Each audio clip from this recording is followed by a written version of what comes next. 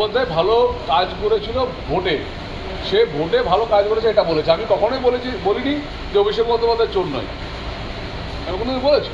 আমি বলেছি অভিষেক বন্দ্যোপাধ্যায় ভোটে ভালো কাজ করেছে। তার মানে এটা নয় যে অভিষেক বন্দ্যোপাধ্যায়, এটা নয় যে আপনার শুনুন, যে যখন ভালো কাজ করে তখন বলতে হয় ভালো, মানে সে তার দলের ভালো কাজ করেছে, বলে দিতেছে।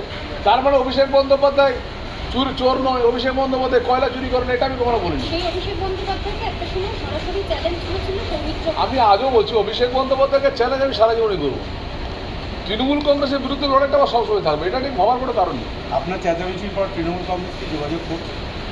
আপনাকে আবার বলছি, আমার জেলা নেতৃত্বের সাথে আমার যোগাযোগ আছে, রাজ্য নেতৃত্বের সঙ্গে কারো কারোর সঙ্গে কথা হয়।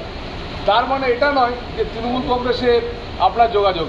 আমি যেটা পরিত্যাগ করি, আমার একটা ছোটো থেকে স্বভাব আছে, যে জামা কাপড়টা আমি পরিত্যাগ করি, যে পরবো না তো পরবো না।